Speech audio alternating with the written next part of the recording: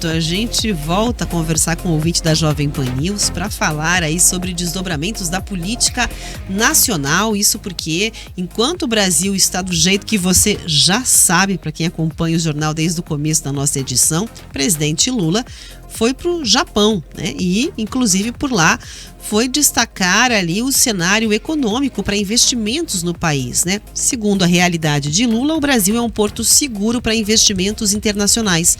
Na abertura do Fórum Empresarial Brasil-Japão, Lula disse que o crescimento econômico do país nos últimos 2 anos é maravilhoso e voltou a afirmar que o Brasil tem estabilidade jurídica e um excelente ambiente de negócios. Vamos acompanhar aí um trechinho. Estabilidade jurídica.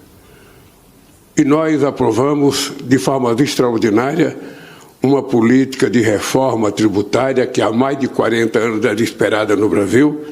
E essa política foi aprovada com o apoio total do Senado e da Câmara para que a gente pudesse garantir aos investidores estrangeiros e aos brasileiros mais facilidade e mais estabilidade jurídica. Por isso eu estou feliz. E também nós prometemos garantir estabilidade social. E é por isso que nós temos feito a mais importante política de inclusão social na história do Brasil e a mais importante política de crédito na história do Brasil. Eu posso afirmar, ministro Shiba, que nunca antes na história do Brasil houve tanto crédito disponibilizado para as pessoas mais pobres, para os trabalhadores e também para os grandes empresários e para o agronegócio, porque o Banco do Brasil voltou a atuar com muita força, porque o Banco de Desenvolvimento voltou a atuar com muita força, porque a Caixa Econômica Federal voltou a atuar com muita força. E eu sou da teoria, e é importante que os empresários japoneses ouçam a minha teoria. Eu tenho dito de que muito dinheiro na mão de poucos significa manutenção da pobreza. E pouco dinheiro na mão de muitos significa distribuição de renda, significa distribuição de riqueza, e é isso que está fazendo o nosso país crescer, com a mais importante política de geração de emprego que nós também já fizemos no país, a maior política de investimento de infraestrutura que o Brasil já conheceu, porque eu quero convidar os japoneses a investirem no Brasil, porque o Brasil é um porto seguro. Como foi para os japoneses em 1908, nós queremos ser em 2025, atraindo parcerias, joint ventures e investimento japonês no nosso país. Tem que colher os frutos, né? Então vamos lá. Também hoje o Brasil anunciou 10 acordos de cooperação com o Japão.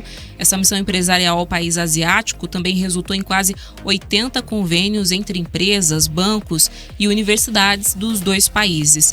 Em coletiva de imprensa, o presidente Lula ressaltou o potencial brasileiro para as energias renováveis e afirmou que o país será o carro-chefe da transição energética mundial. Nós queremos que o Japão adote, no Brasil, a perspectiva da produção do etanol, do hidrogênio verde e do combustível renovável. Nós temos certeza absoluta de que o Brasil será um país, será quase que o carro-chefe da transição energética nesse século XXI.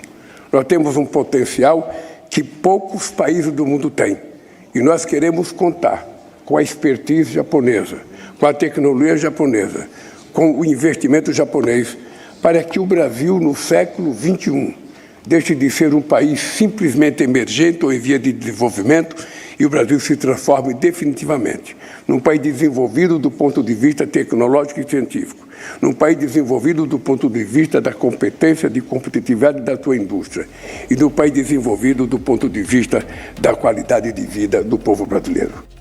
A comitiva brasileira está desde segunda-feira no Japão. Além do presidente Lula e da primeira-dama Janja, 11 ministros e os presidentes do Senado, Davi Alcolumbre, e também da Câmara Federal, Hugo Mota, fazem parte dessa comitiva. O ex-presidente do Senado, Rodrigo Pacheco, e o ex-presidente da Câmara, Arthur Lira, também acompanham a viagem. A gente está vendo aí, então, já os reflexos, que é o importante quando a gente pensa em viagem presidencial. Lula, que nos primeiros mandatos ficou muito conhecido por conta das muitas viagens que fazia pelo mundo. O importante é quando as viagens trazem resultados positivos competitivos como esse. A gente tem aí várias negociações sendo firmadas justamente para que a gente possa melhorar a nossa economia, né? Atrair mais investimento. O Lula falou sobre o fato do Brasil ser esse espaço que está aberto e que tem potencial para receber os investimentos estrangeiros por conta da segurança, segundo ele, fiscal aqui do país. E a gente tem também uma outra fala, essa segunda fala, que é bastante importante, que é sobre a questão das energias renováveis. O Brasil, de fato, é considerado mundialmente como o país que mais tem potencial para essa transição energética. Mas a questão é, a gente está aproveitando esse potencial ou a gente está deixando essa oportunidade passar? Foi bem lembrado o fato dos biocombustíveis. O Brasil, se eu não me engano, é o segundo maior produtor de biodiesel, de biocombustíveis do mundo, mas foi num contexto bastante interessante em que a gente fez realmente uma aposta, criou uma política de desenvolvimento para essa questão dos biocombustíveis. No Brasil não tem nenhum grande fabricante de carros que consiga fazer um veículo popular ou um veículo para comercialização que não seja flex. Isso é uma vitória, uma política pública que foi criada em meio a uma crise do petróleo aqui no país. A questão é, e quando a gente fala de energia solar e quando a gente fala sobre a transição energética de fato, a Petrobras está falando em perfurar mais poços, é hoje uma das maiores empresas do Brasil e do mundo. Será que a Petrobras também não tinha que estar investindo em outras formas de energia? Vai ser para sempre uma empresa de petróleo? Então, mais do que o discurso, que inclusive tem sido criticado por outros representantes, presidentes da esquerda, principalmente aqui da América do Sul, é preciso que o governo federal também demonstre que está realmente preocupado com essa pauta, que crie estratégias, políticas públicas para aproveitar essa oportunidade. E nós estamos realmente num momento decisivo para isso. A COP vai ser sediada no Brasil, há muita expectativa em torno disso. Os Estados Unidos têm voltado aí as costas para essa questão climática, do problema ambiental que a gente tem que enfrentar enquanto planeta, não é? Enquanto nação. É preciso um trabalho articulado, mas olhando do ponto de vista da economia, a gente não pode deixar de compreender isso como uma oportunidade de negócio. Quem sair na frente, sem dúvidas, vai ganhar e vai ganhar muito. O Brasil tem esse papel de ser uma liderança, principalmente na América do Sul, e pode aproveitar todo esse mercado que está à nossa disposição. Então, mais do que relembrar o que a gente já fez com os biocombustíveis, acho que é importante uma sinalização do governo sobre o que pode ser feito para aproveitar outras oportunidades, Rafa, em outros meios também de energias renováveis. Bom, eu não torço contra o Brasil de forma alguma, mas sobre essa notícia eu tenho duas coisas a dizer. A primeira, que o Brasil tem Porto Seguro, fica na Bahia. Por enquanto é esse o Porto Seguro que a gente tem, né? Precisa olhar também para o cenário econômico que se apresenta. Claro que o Brasil tem um potencial enorme, né? A gente tem ali muitos talentos dentro do nosso país, tem empreendedores de sucesso, tem espaço para fazer parcerias, mas o ambiente econômico, ele é o que você conhece, né? E inclusive tem a leitura de que, por ter ali, desde a tributação até as suas regulamentações, tanta burocracia, que é mais fácil você direcionar investimentos para outros lugares do que aqui para o Brasil. E até pela segurança, né? As pessoas olham para o Brasil e pensam, será que eu vou colocar lá? Não vão criar uma taxa amanhã?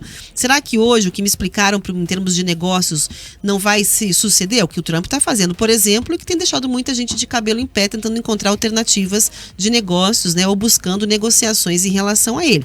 Cenário estável é sim garantia de bons negócios. Que seja, de fato, a realidade esse discurso que o presidente Lula fez no Japão. E segundo, que qualquer viagem internacional, em qualquer governo, sempre traz uma sensação de que não dá para ser só um passeio internacional colocando o Brasil no mapa.